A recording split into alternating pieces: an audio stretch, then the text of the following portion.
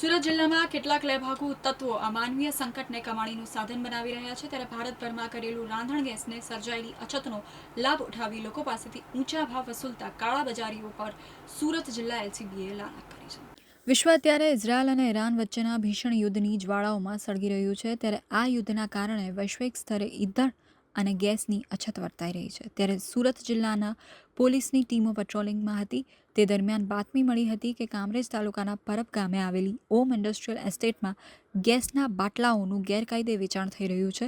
પોલીસે દરોડો પાડી ઘટના સ્થળેથી 229 ભરેલા બાટલા અને 153 ખાલી ગેસના બાટલા, 2 આઈસર ટેમ્પો, 1 છોટા હાથી, મોપેડ અને બાઇકો, મોબાઈલ અને રોકડ રકમ કુલ 34,18,622 રૂપિયાનો મુદ્દામાલ જપ્ત કરી સમગ્ર કૌભાંડનો પર્દાફાશ કર્યો છે.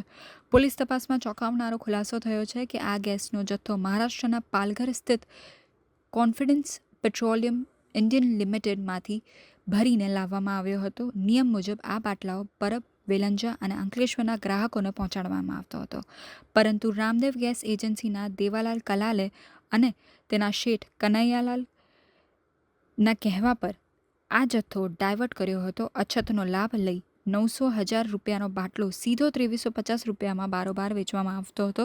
પોલીસે સ્થળ પરથી 8 શખ્સોને ઝડપી પાડ્યા છે, જેમાં મોટાભાગના આરોપીઓ રાજસ્થાનના વતની છે અને અહીં વાસણની દુકાનો કે ડ્રાઇવિંગના ઓઠા હેઠળ આ કાળો કારોબાર ચલાવતા હતા.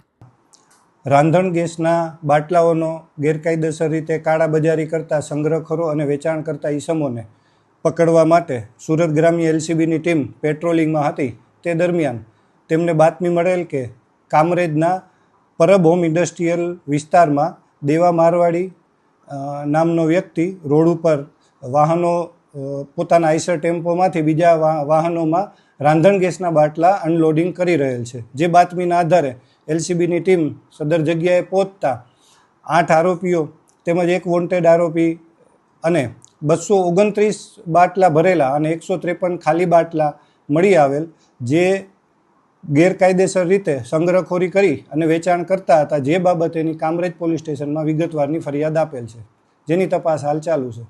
સાહેબ, આ બાટલા ક્યાંથી લાવવામાં આવ્યા હતા અને ક્યાં સપ્લાય કરવાના હતા? આ બાટલા ગો ગેસ એજન્સી છે, ગો ગેસ એક બ્રાન્ડ છે ગેસની, તે મહારાષ્ટ્રમાં નાગપુર પાસેથી આવતા હતા અને અલગ અલગ માણસોને ગેરકાયદેસર રીતે આપવાની પ્રવૃત્તિ ચાલુ હતી. આજે ધરપકડ જે કરાઈ છે એ લોકો ક્યાં સપ્લાય કરવાના હતા?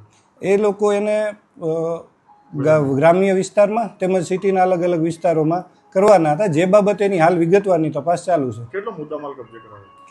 બધો થઈને 34 લાખ રૂપિયાનો મુદ્દામાલ કબજે કરાયેલ છે. તેમાં 229 ભરેલા બાટલા છે અને 153 ખાલી બાટલા છે. આ લોકો કેટલા સમયથી આ કરતા હતા ધંધો?